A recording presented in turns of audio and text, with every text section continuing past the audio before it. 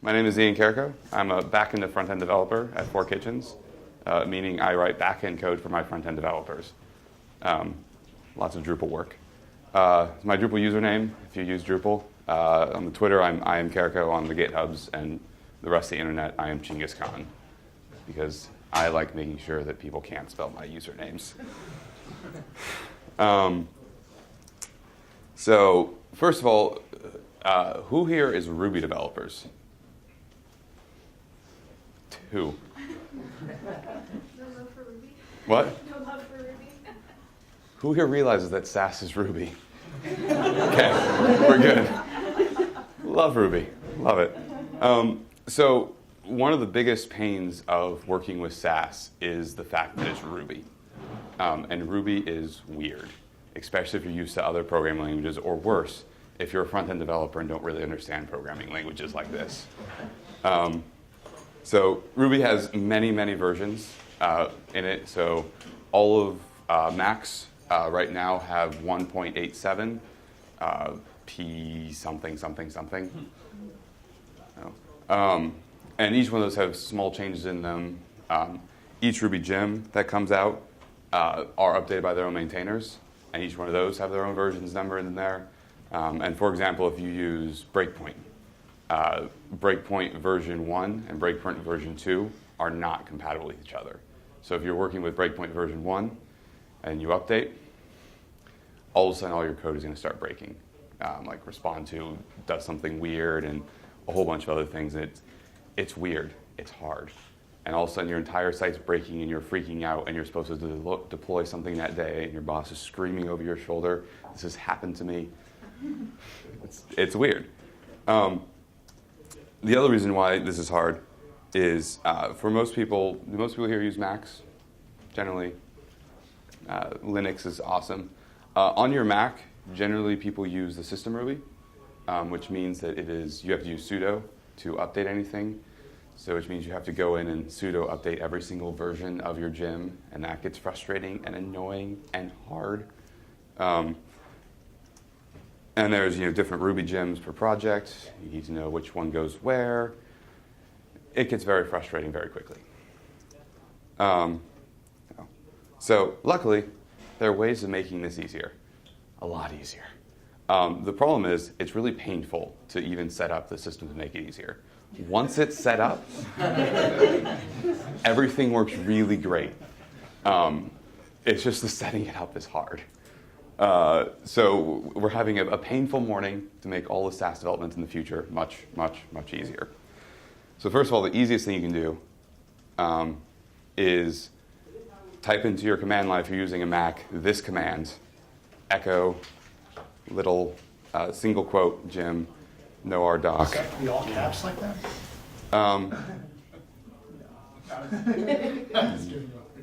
Actually, no. The gemRC should be lowercase. This is what happens when I use slides on the internet. So what this does is every time you install new gems, it will not install the documentation along with it, which means that your gem installation time will go from 5 minutes to 30 seconds. I'm still not entirely certain why we have to have all the documentation there, but it's lots of no fun. This is the quickest and dirtiest thing you can do.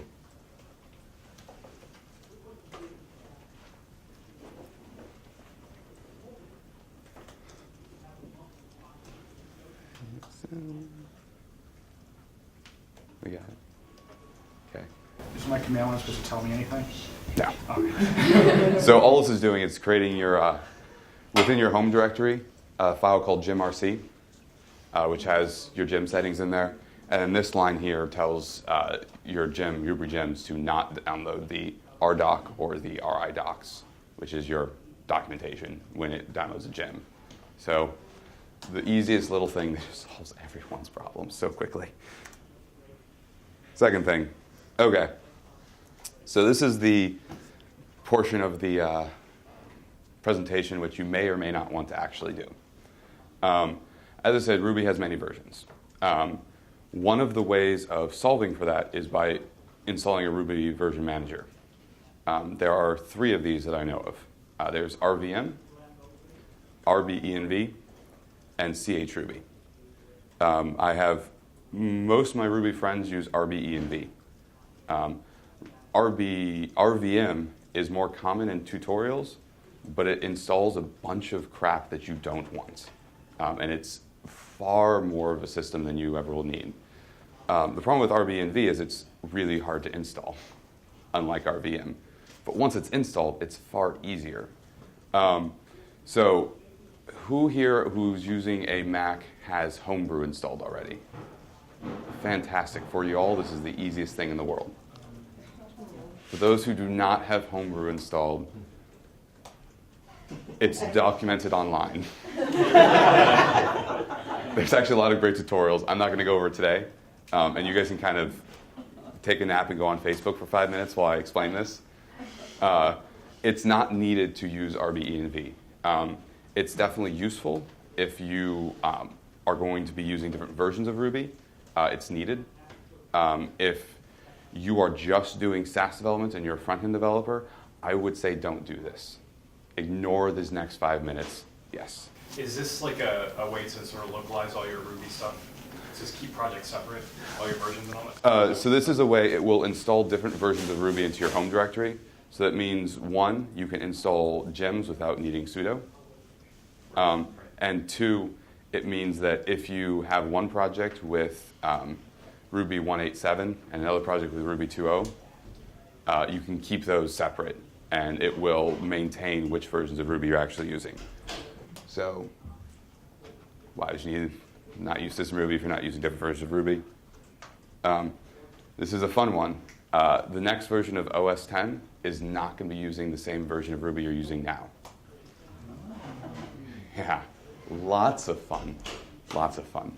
It's going to upgrade to Ruby 2.0 as opposed to 1.8.7. 1.8.7 was a very, very stable branch. Now 2.0 is, so they're using that. For most SASS development, this shouldn't matter much. There are some things that might happen in Compass that will require 2.0, but that won't happen for another year at best because it needs 2.0, and not everyone should be upgrading it because it's weird. So we have different versions of Ruby, but Ruby installs into your user directory. Requires Homebrew, so if you don't have Homebrew, you'll need this to install RBENV. You can do this at home later if you want. You don't need to do it right now. If you do have Homebrew installed, make sure you do a brew update so that you have the latest brews. I don't know what to actually call them. And you just type in brew install RBENV and Ruby build. And this will install RBENV. And the same developer has another homebrew called Ruby build that will build different versions of Ruby for RBENV. So it'll allow you to just quickly install. You already have RBENV? Yeah. Nice. Well done. Why are you even here? You got this.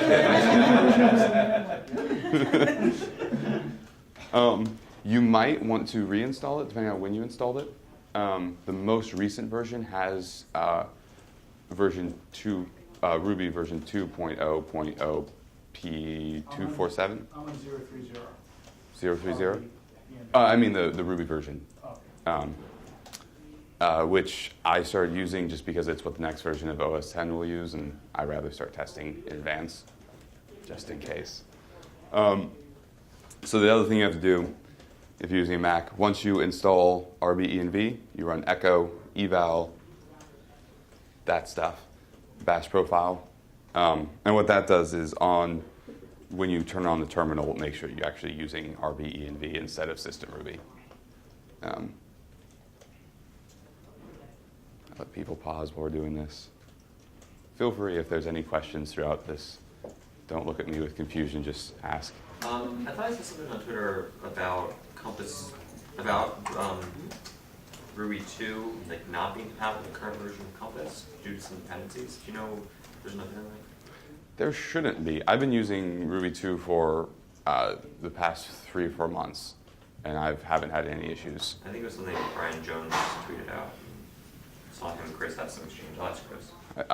I can ask Chris afterwards, but as far as I know, there are some things that will improve Compass if Ruby 2 is used more often, and it's mainly the listen functionality that can be improved dramatically if we can use listen to, which requires Ruby 2. But yeah, I can talk to Chris. The nice thing about this is you can install whatever versions you want. So I do have installed in my system 1.8.7 and 2.0 for in case something bad happens. I haven't had anything bad happen so far. Just if, so I'm using the Drupal Aurora Yeah. Grunt stack, this is irrelevant to that, or does this help that? Helps that. Helps that? Helps that. This is purely Ruby, although the Grunt stack is the very last thing we're going to go over. Love me some Grunt. Okay. Can I click it? I'm actually going to pause quickly and do this as well. I forgot, I also should tell you all this. If you go there, bit.ly.com or bit.ly/painfulsass, this has my slides as well as example files. What? Yeah, there we go. Yeah. I keep everything on the GitHubs, and it will be there forever and ever. Amen. So yeah, Painful SASS. It has all these commands so you can copy and paste them, as well as example files that we're going to use a little later. Okay. Okay. So once you have RB-env installed, to install a new version of Ruby, all you do is RB-env install and whatever version of Ruby you want. So the example here is the version that will be in OS 10, 2.0.0/P247. That will take a few minutes to run. So this is the fun part about this workshop. Half of the time is just sitting and watching your computer think. And then you run RB-env rehash, and that just RB-env will make sure that it has all the right files in the right place. And you can set RB-env global to the same version that you're installed, and that will make sure that every time that you run Ruby files in the command line, it will always use the version that you just installed. Whichever version is set there. Does it work like RVM that if you change that, then you've got a different gem set with different gems? Yes. So the big difference between RVM and RB-env is that gem sets don't technically exist in RB-env. So if I installed gems when I was using 1.9 whatever, You have to reinstall them for the second version, which is slightly annoying. At the same time, it's really beneficial to make sure that you do keep things separate and have the right versions and everything. are you aware of a quick way to reference the gems here and just install the same ones, even though? I don't know of a quick way to do that. I could think of a way of changing your gem path to be in the same place, but that starts getting weird very quickly. So we're typing. Unless someone yells at me, I'm going to move on. Okay, so Ruby version. If you weren't paying attention before because you don't want RB-env, come back to me now. This is where we need to start paying attention again. So there is a file in all your projects that should be there called /Ruby version. And what this is it tells the project what Ruby version you're using, which is kind of important. So if you are using RB-env, if you're using RVM, using chruby, or if you're not doing this at all, you should include this file so that you know which version of Ruby you started the project with. And it will always, if you have this file and you're using RB-env, it will always use the version of Ruby that is saved in this file. So all it is just a simple text file called /Ruby version that just has the version number. That is it. If you look at my GitHub, you can see there's an example one in there. So 1.8.7 P358, that is what is in OS 10 currently. This is what's going to be in the next version of OS 10. Just 10.9. Who knows what's going to happen after that? We have OS And then? X11? I don't know. It'd be a branding nightmare. So doing this will allow people who are using any sort of version management for Ruby to use the correct version. And so that in the future, in case something changes, you can go back and know, crap, it might have been a Ruby issue. Let me make sure I have that exact version of Ruby to make sure everything's going okay. Would you recommend that file goes on like production environments as well, if you're working like with a distributed team, like staging? Might as well. Yeah, then- It can't hurt to have it in there. I mean, it's no different than having like a git ignore file on production. It doesn't actually give any real information about the project anyway. But yes, I would say this should be in version control. This should be where everyone can access it. Because if you do have something running on production, for example, you want to make sure that they're using the right version of Ruby.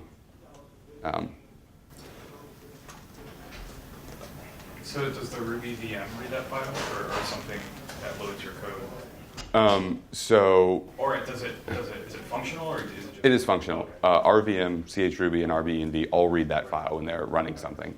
So if that file is there, they will reference that first. And then they'll reference your global if that file doesn't exist. If you're using RBENV, you can also just type in RBENV local and your version number, and that will create the file for you. Okay.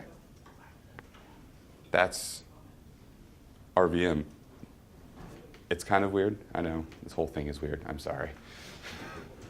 Anyone have any questions about like why you should have RVM or benefits of it? Anyone looking confused? I think you may have just asked this, but I just want to clarify. So that, when does it get, like how does this version get switched?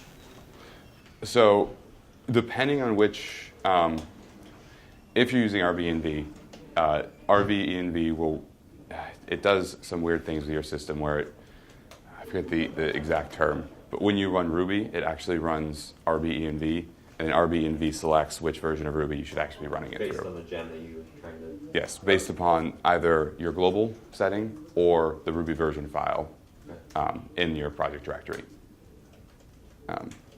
So I started using RBENV for two reasons. One, testing, because since I manage some Conf extensions, I want to actually make sure it does work on different versions. And two, it just makes my life easier if I'm not using system Ruby. So much easier.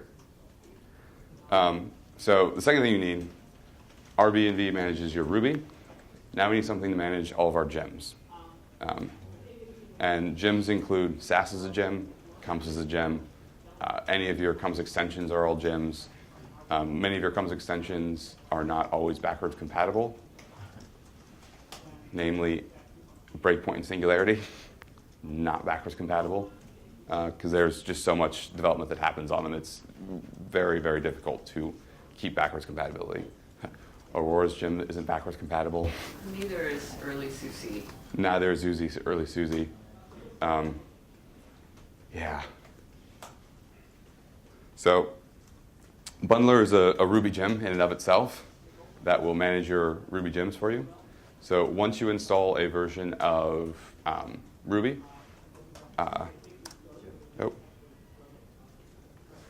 you just do gem install bundler.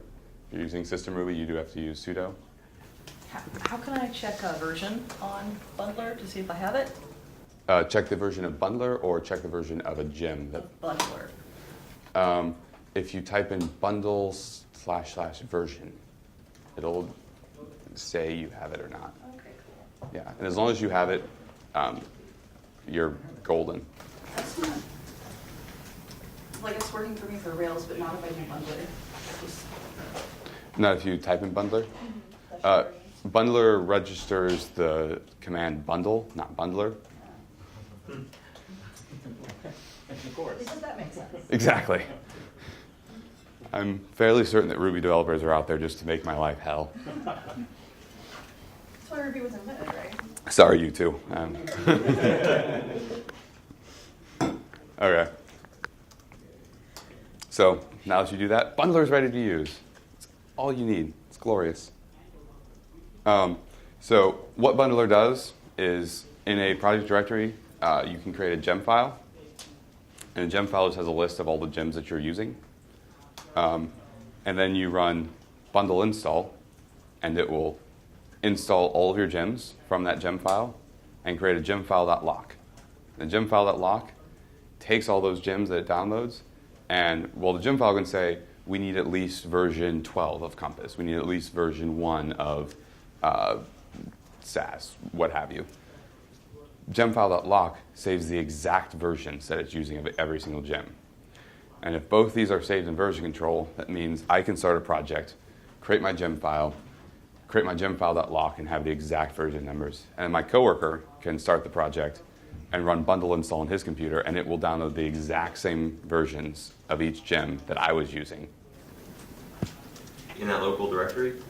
Or We'll get to that in a second. I'm gonna say, what if it's installing like a newer version that you've already got? So if it's installing a newer version I've already got, it will not install a newer version if I have the gemfile.lock.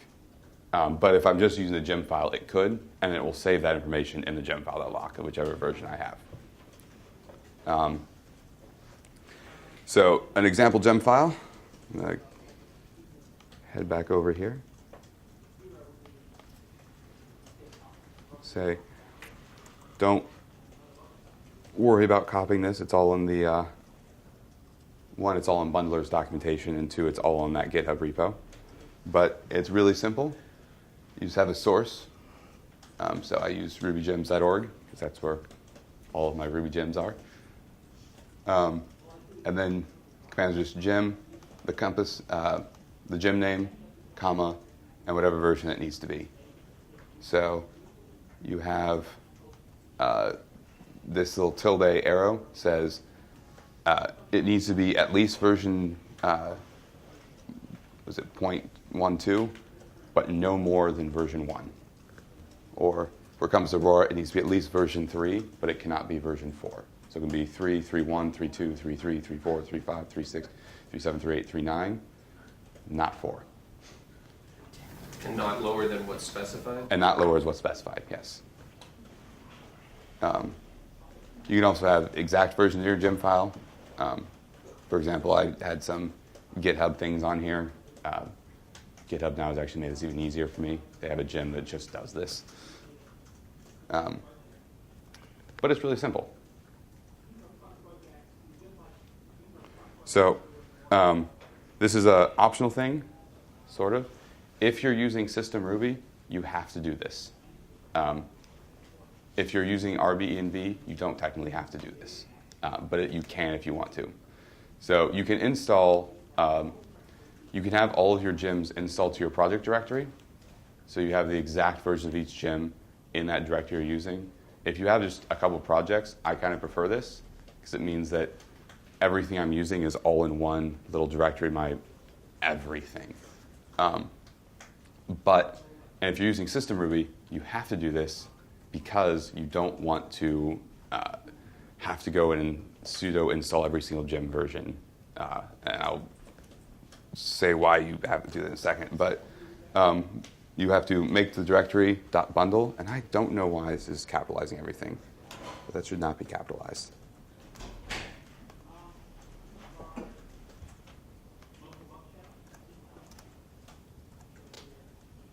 So we want to run make directory .bundle, all lowercase.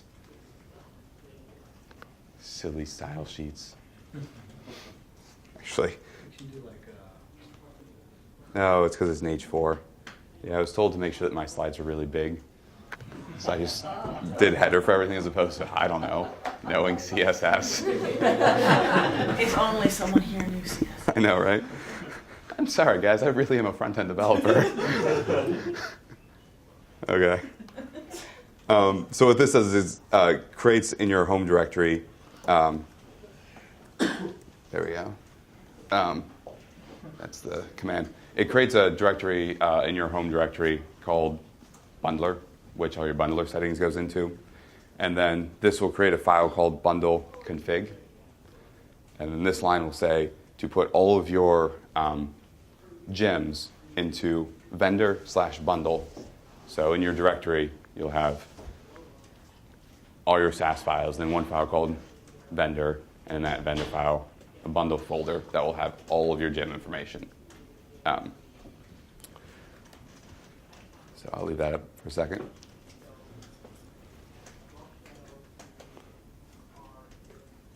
Should probably mention, yes. How does Ruby or RBND or whatever know about this vendor/bundle?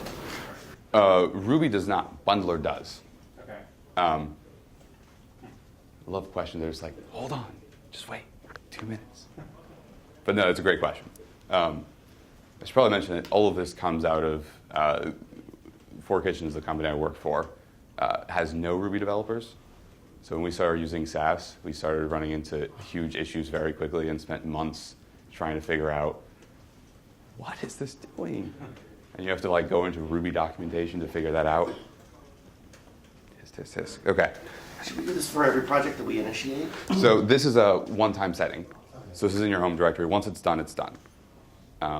The only thing that's per project that we've done so far is the Ruby version file. Everything else is just a setting that happens and you're done. Just make sure everyone on the team is using Bundler. Yes, and they should be. Trust. You can probably do a lot of, have a script or something that does all these things for new developers, or just to get everybody on a baseline. Yeah. You could have Vagrant do something, and there's a bunch of things that could just create a script. I haven't done it yet.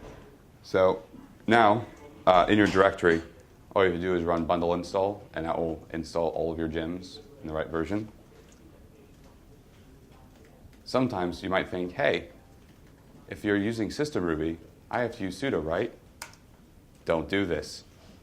Never, ever, ever, ever run sudo bundle install.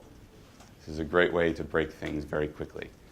The short explanation on why is Bundler doesn't just save settings to it doesn't just download gems, it also changes some local settings to your user. And if you do sudo bundle install, it'll change it for the root user, not your user. And it's weird, it's funky, but it's like big no-no. Do not run sudo bundle install.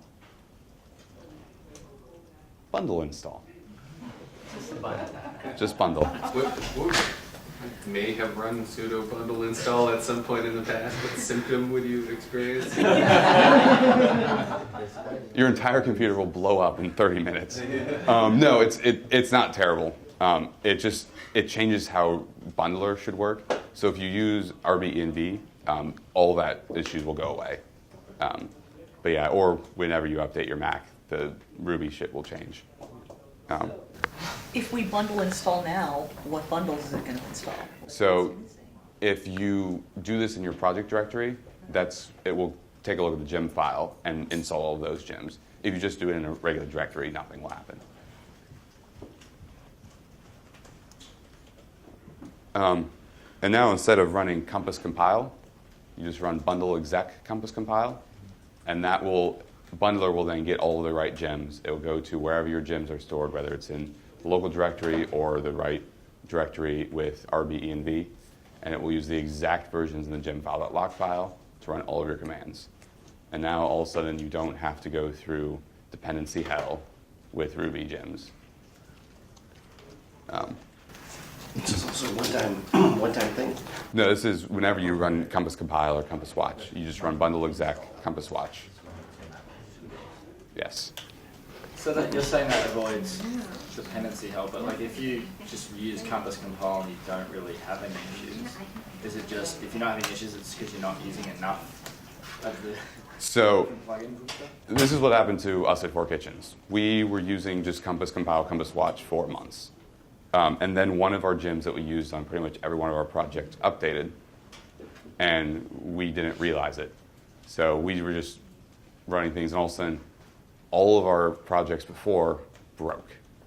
And nothing would compile correctly. We're getting errors.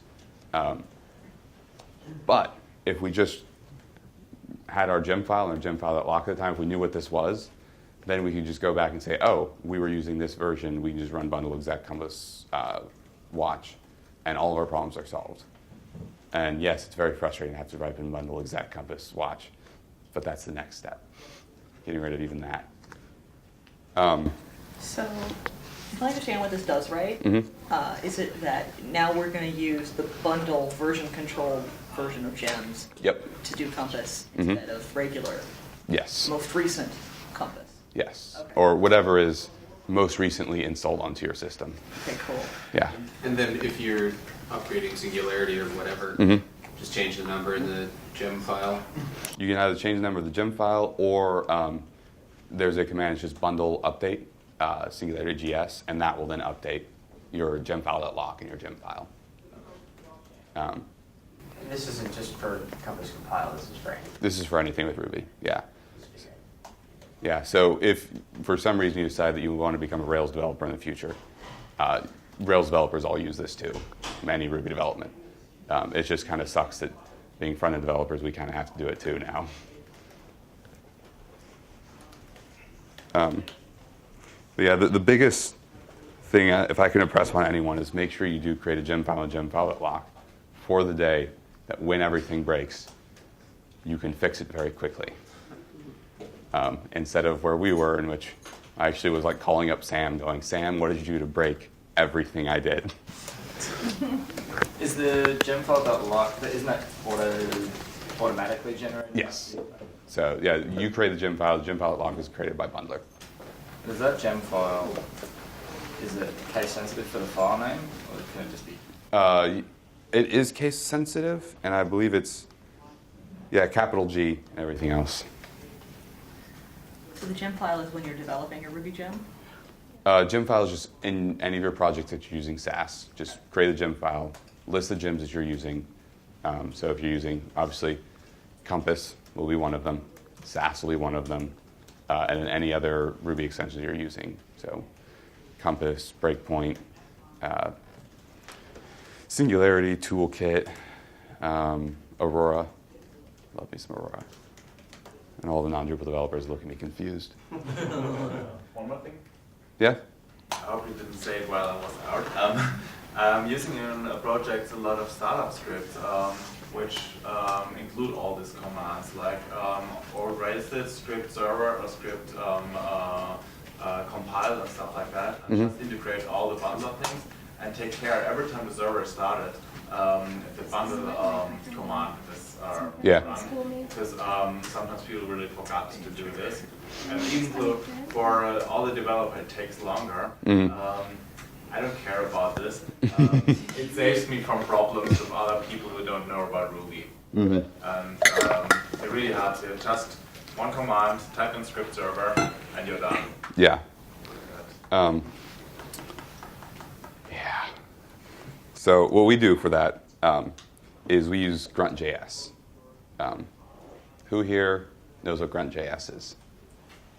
Fantastic. This is my favorite part.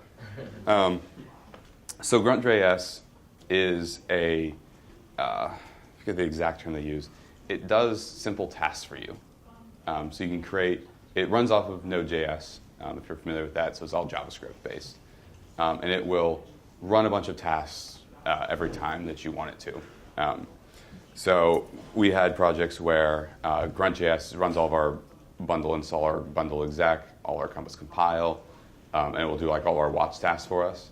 And we also have like a deploy task that it does, which it will do all of that. It will lint all of our JavaScript, it will lint all of our CSS, it will minify all of our images, and then it will compile our SASS in compressed form, and then we can commit that to our master branch. So it's kind of like a wonderful, magical tool that saves a lot of time. Per usual, kind of sucks to start it. Luckily, Grunt is a lot easier than it looks in the first place. So you have to install Node.js on your computer, which there's a helpful installer online. Just go to the Node.js site, download it, install it. Easy as pie. Have your Grunt compile your SASS and more.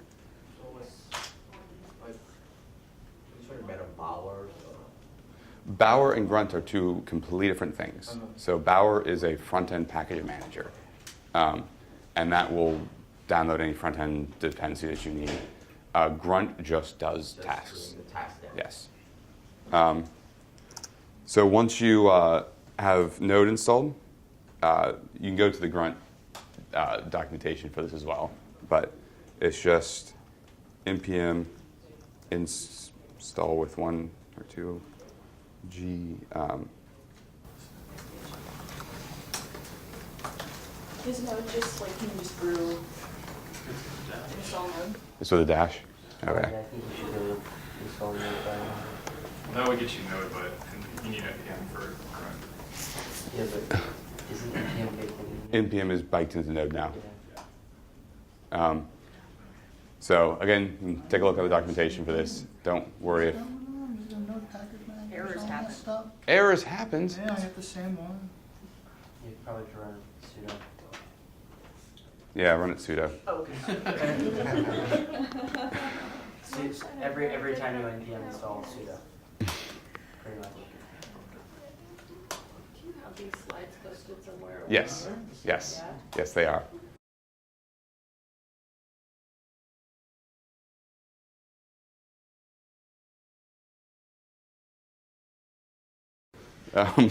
So things that Grunt.js can do once you have it installed, it can do live reload for you magically. It can do it on your server. So if you are developing on a development server, you can have live reload run over here and still work locally. Yeah, that's by far the coolest thing it does. Image minification, so it will take all of your images and optimize them without losing any quality. You can easily save 30, 40% image size just by running that. JavaScript linting, JavaScript minification, Jekyll integration if you use that, etc. It can really do anything. I'm going to be working this afternoon to see if I can get some more Ruby stuff built in with it. I skipped the end. So here's my example on what Grunt can actually do. Let me make this bigger. In this directory, I have an example gruntfile.js. You can look at it. I also have more examples on the GitHubs. But all I do is run grunt.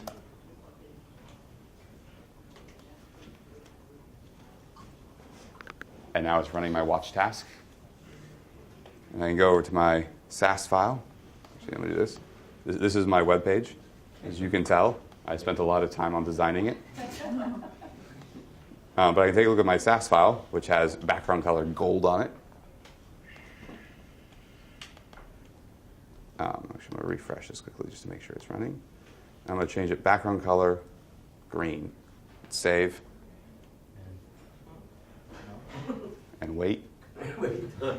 There you go. And it's green. Yeah. So this is what, for those of you who are not familiar with live reload, it will, as you compile your SASS, it will then push the assets to your web page and update the assets on your side without refreshing.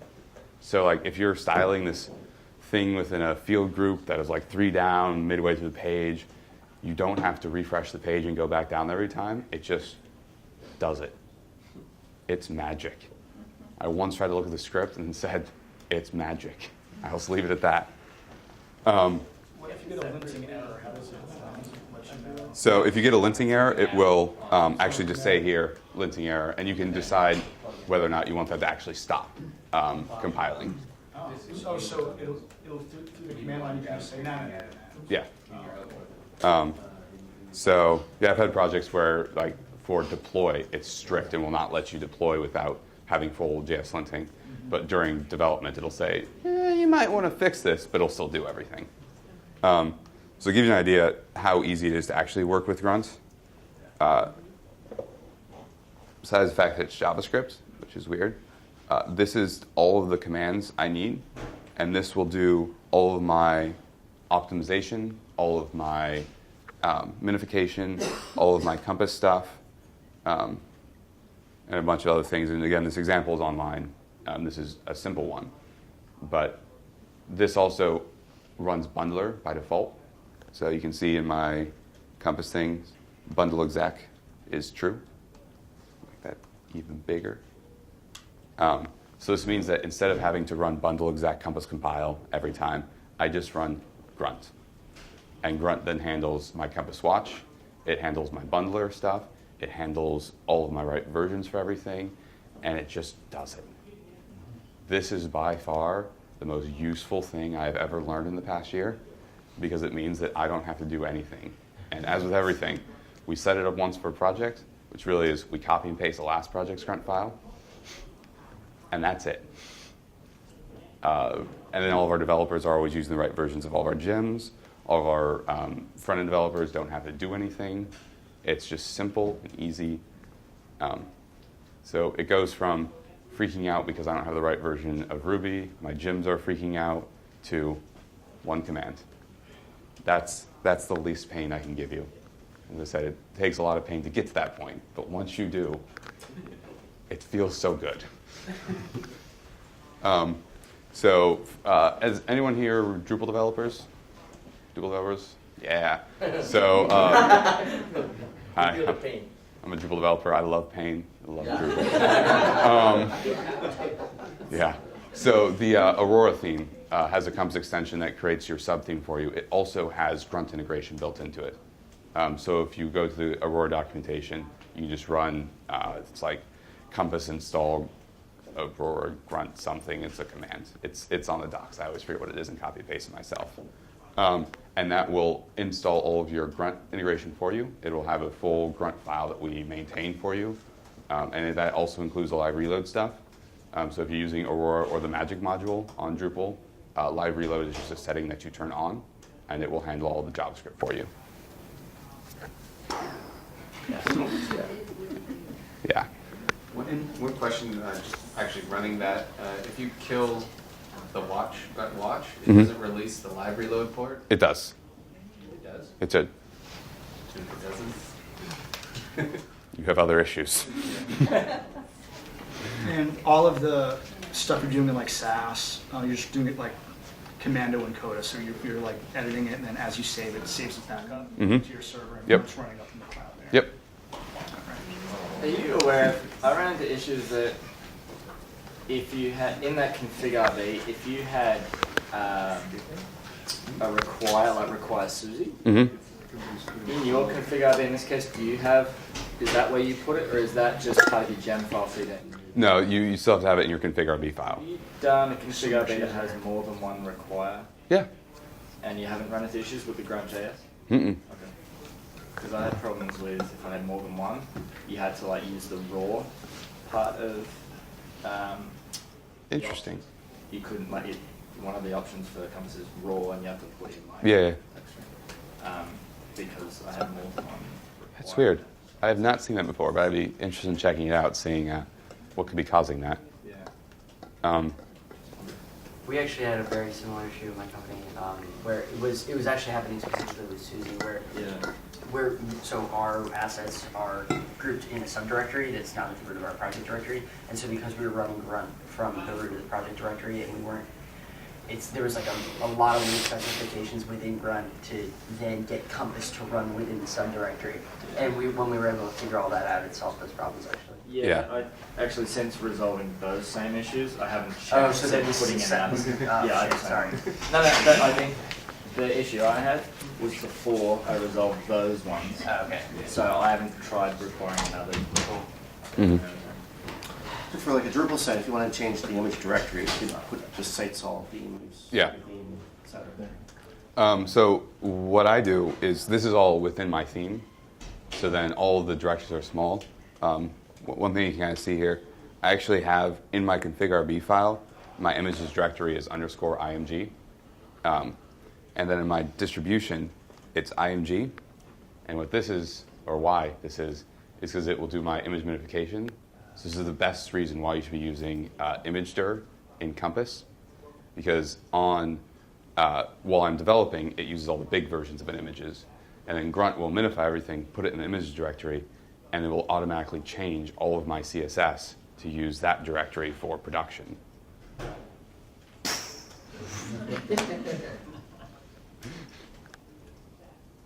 Any other questions? Yeah, sorry. So you're not running a Rails app at work, right? Nope. So you're just running this kind of separately just for your like SASS and images and front end stuff? Yeah, this is so since we do all Drupal work, this is all within my Drupal theme directory. So there's all of my Compass, all of my images, SASS, just front end work. And the nice thing about all these things is it's not reliant on anything like Rails. It's purely if you're doing WordPress, Drupal, Joomla, your own thing, what have you, it applies to all of it. I use Django, but I like SASS a lot. So Yeah. One last thing, just going back to that bundle exec, being that sort of alias or shortcut for that longer one.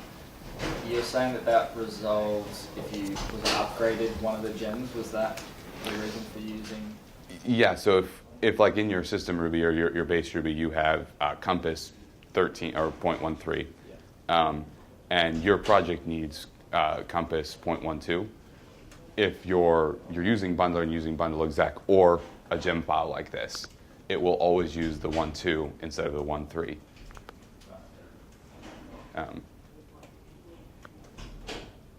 Which, on one hand, it's actually not using the best, but you can always update it.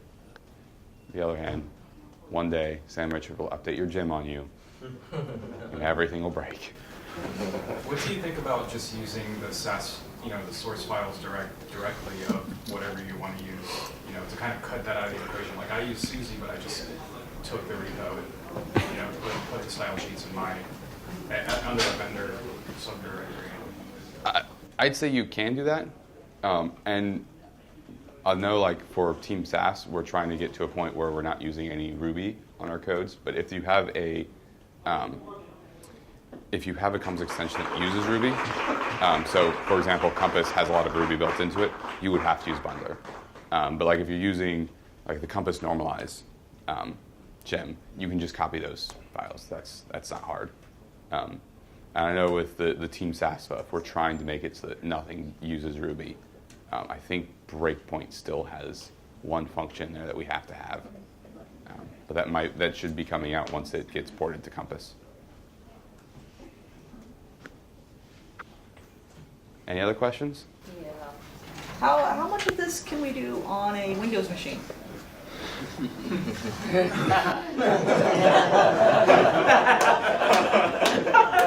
So what I need you to do is go home, take that Windows machine, and put it in the trash can. Just kidding. So Bundler and Node all work on a Windows machine. You just have to get Ruby on a Windows machine, and which you would have to anyway for all of this. But everything actually still works just fine. I know Node.js can, but I haven't done that myself. But yeah, or use Linux. Running in a virtual machine for your front end. Yeah.